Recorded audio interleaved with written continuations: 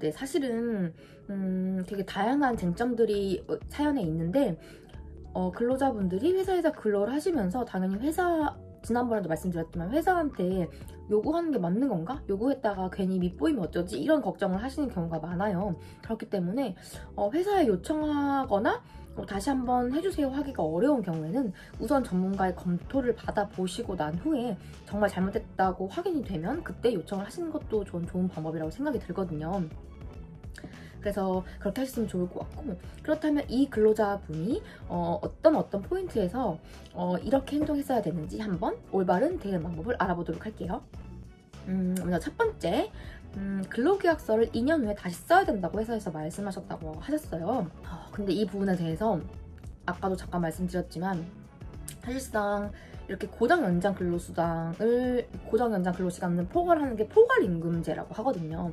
이 부분은 원칙적으로 판례에서 말하는 바에 따르면 근로시간 산정이 어렵거나 부득이하게 연장 야간 근로가 당연시 예상되거나 하는 경우에만 가능하다고 하는데, 실질적으로는 많은 회사들이 이렇게 혹시 발생할 수 있는 연장 추가 근로 수당을 주지 않거나 혹은 통상시급을 낮추기 위해서 이렇게 포괄해 놓는 경우가 많아요. 그래서 아마도 2년 후 근로계약서 다시 쓰셨다는 부분도 그럴 가능성이 높거든요. 그래서 그냥 사인을 하라고 했으니까 사인을 했다고 하지만 이거는 조금 더 살펴봐야 될 것 같아요. 왜냐면 만약에 근로자분이 이 부분에 대해서 정확히 모르신다고 하시면 전문가들을 통해서 이 근로계약서가 저한테 불리하진 않은지 한번 검토를 받아보시는 게 좋겠죠.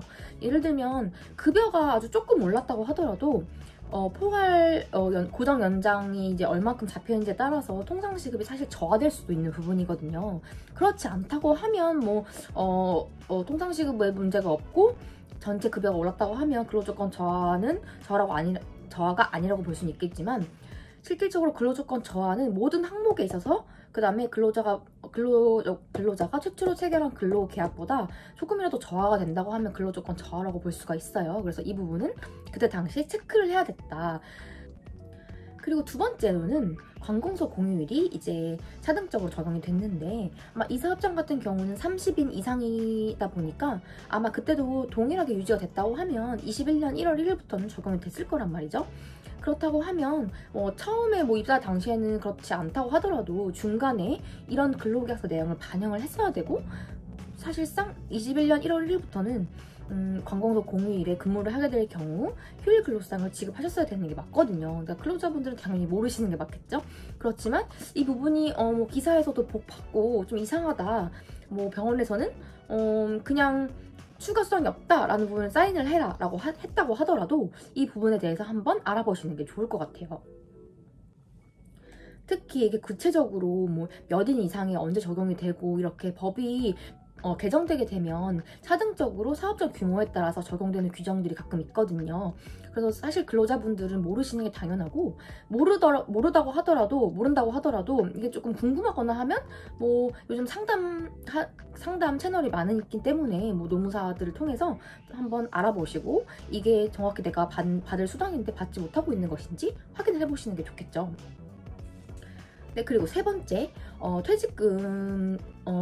퇴직금에 관련해서 14일이 지난 후에도 지급을 하지 않고 있다고 했는데, 이 부분에 대해서는 원칙적으로 합의가 없다고 하면 이거는 퇴직금 지급을 하지 않는 거고 사실 임금체불에 해당하거든요. 그래서 그 14일 지난 이후로부터 지연이자가 발생하는데, 이 부분에 대해서 합의하지 않았어도 그냥 회사가 다음에 줄게요 라고 했는데 거기에 그냥 수긍을 하셨단 말이죠. 이 부분도 조금 아쉬운데, 이 부분에 대해서 그러면은 저는 14일 이내로 받고 싶어요 라고 말을 한다든지, 아니면 다음 임금 지급일에 주셔도 괜찮을 것 같아요 라는 합의가 있었다고 하면 괜찮은데, 이도 저도 아닌 것 같아요, 제가 봤을 때는. 그래서 이 부분에 대해서도 그냥 너무 좋은 게 좋은 거지 하고 넘어가신 것 같아서 이 부분도 좀 아쉽고, 여기서 회사에게 언제까지 지급할 수 있느냐 이 부분을 조금 합의를 하셔야 됐다는 점.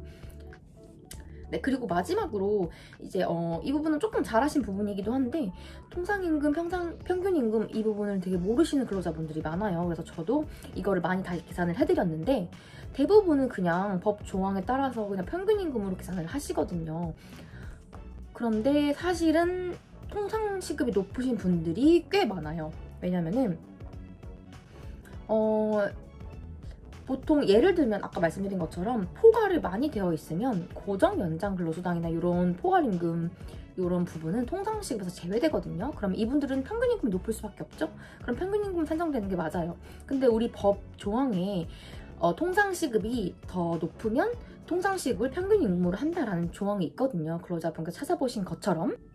그렇기 때문에 내 통상시급이 높은지 한번 확인을 해보시고, 내 통상시급이 높다면 평균임금보다 통상시급이 높은 경우는 당연히 통상임금 적용되는 게 맞거든요. 그런데 대부분은 통상시급 생각 안 하시고 그냥 평균시급으로 계산을 한 퇴직금을 지급하시는 경우가 대부분이기 때문에 이 부분은 한번 꼭 체크를 해보시는 게 좋을 것 같아요.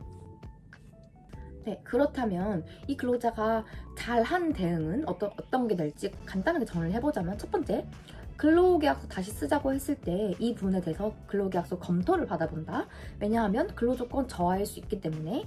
그리고 두 번째, 공휴일 수당 그 관공서 공휴일에 대해서 수당을 지급하지 않는다고 처음에 사인을 했다고 하더라도 이 부분에 대해서 뭐 기사거나 다른 데서 봤을 때 적용이 되는 것 같다 하면 이것도 역시 검토를 받아보는 게 좋겠죠.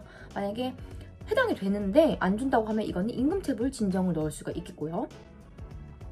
그리고 세 번째로는 퇴직금 지급 기일이 원래는 퇴직 후 14일 이내 청산하기로 되어 있는데, 이 부분에 대해서 근로자분이랑 따로 합의를 하신다거나 아니면 합의일이 없었다고 하면 회사가 일방적으로 정할 수는 없거든요. 그래서 그 합의일이 아니거나 14일이 지나면 지연이자가 붙는다는 점, 그래서 사실은 이 부분도 임금체불에 해당할 수 있겠죠. 그리고 네 번째, 근로자분이 조금 의아하셨던 부분이기도 한데, 평균임금, 통상임금 이 부분을 잘 모르시겠다고 하시면 이것도 전문가에게 의뢰를 해서 내 시급이 평균임금보다 통상시급이 평균임금보다 높은지 이것을 체크를 받아보신 후에 높다고 하면 다시 재산정 해탁을 요청을 하시면 되고, 만약에 회사에서 계속 우긴다, 이게 평균임금이 맞다라고 하시면 아무래도 뭐 노무사의 자문을 받지 않는다거나 그냥 그러실 가능성이 높거든요. 그냥 단순히 퇴직금 계산은 평균임금으로 한다라고 생각하시는 분들이 많고, 실제로 이분도 그 세무사 사무소에서 이제 급여를 해주시는데 거기서 그냥 그렇게 계산을 해주셔서 당연히 그냥 그런 줄 알고 있었다고 하더라고요. 그래서 이 부분도 체크를 한번 받아보시고, 통상시급이 평균임금보다 높으면 당연히 통상임금으로 계산을 하는 게 맞겠죠. 이 부분도 회사에서 주지 않는다고 하시면 당연히 퇴직금도 후불임금이기 때문에 임금체불에 해당한다고 볼 수 있겠습니다. 네, 이렇게 좀 제가 말하다 보니까 좀 빨라져서 빨리 말씀드리긴 했는데, 사실상 마지막 그 쟁점 같은 경우 퇴직금 계산 방법은 조금 회사에서 사실 좀 혼란이 많은 부분이긴 해요. 그래서 평균임금 계산해야 하는지 통상시급으로 계산해야 하는지 이 부분을 실제로 자문사에서도 많이 문의를 주시는데, 이 부분을 그냥 당연히 평균임금이 원칙이다 라고 생각하시고 평균임금으로 바로 계산해 주시는 분들이 많아요. 근데 이거는 아까 말씀드렸듯이 통상시급이 높으면 통상시급으로 주셔야 하는 게 맞고요. 그렇다고 하면은 실질적으로 월급은 200인데 200보다 많은 금액이 나올 수도 있겠죠. 이 부분은 한번 평균임금, 그다음에 통상임금을 퇴직금 계산 방법과 더불어서 한번 알아보는 시간을 가져보도록 하겠습니다. 네, 오늘도 감사합니다. 안녕. 다음 컨텐츠에서 뵐게요.